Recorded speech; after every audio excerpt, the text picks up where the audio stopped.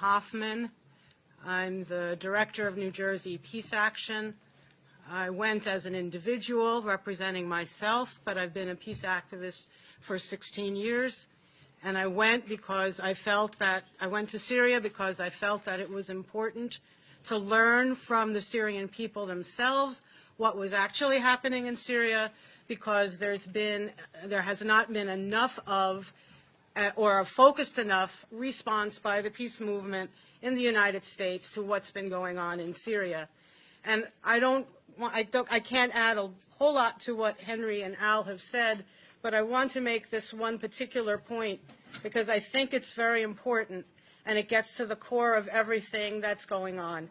This is not a civil war in Syria. That's probably the first thing we heard, and we heard it over and over again. It is not President Assad against his own people. It is President Assad and the Syrian people all together in unity against outside forces, outside mercenary forces, terror organizations, the names change every day or every other day to try to protect their identity and maybe keep the connection between the country that funded it and that group kind of a little bit more nebulous. But there are groups, mercenary forces, supported by Qatar, Saudi Arabia, Turkey, the United States, and underneath it, Israel, the state of Israel. And these outside mercenary forces are the ones that are terrorizing the Syrian people and are attempting to divide the Syrian people. I remember when the U.S. invaded Iraq, our organization was against it well before the invasion ever began. But once the invasion was over and the United States was setting up a government, we talked to many Iraqis who said, we're not Sunni and Shia, we're not Sunni, Shia, and Kurds, but the United States is trying to divide us that way.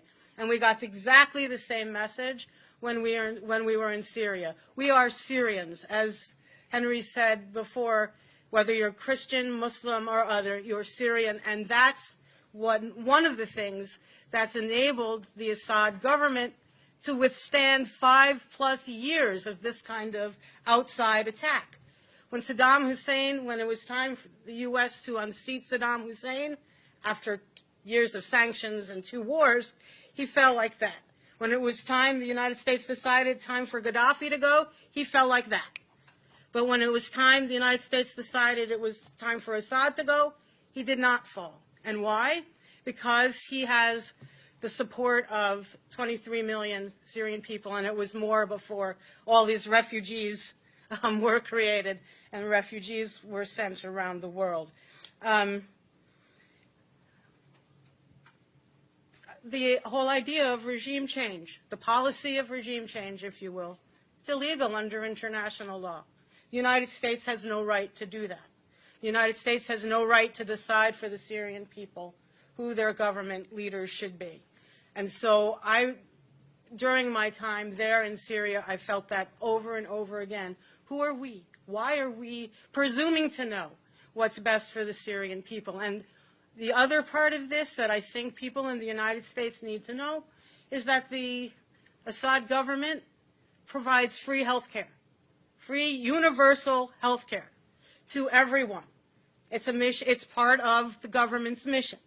Free education for everyone, from primary school all the way through, even to university and medical school. And we met with one person, when we met with this one particular person from the nonviolent opposition, we asked him, well, tell us, what are some of your grievances with the Assad government? And he said, well, you just heard that it costs about $50 a year for people going to medical school. We think that's too high. He was being somewhat facetious, of course, but these are the kinds of policies that our citizens here in the United States are calling for: tuition-free college, universal health care. So the Assad Assad government, is in the business of doing this and providing this to the people. And without a doubt, even the nonviolent opposition parties who had issue with issues of democracy or corruption prior to 2011, everyone has thrown themselves in behind the Assad government because that's the best hope, the best bet for the Syrian people. And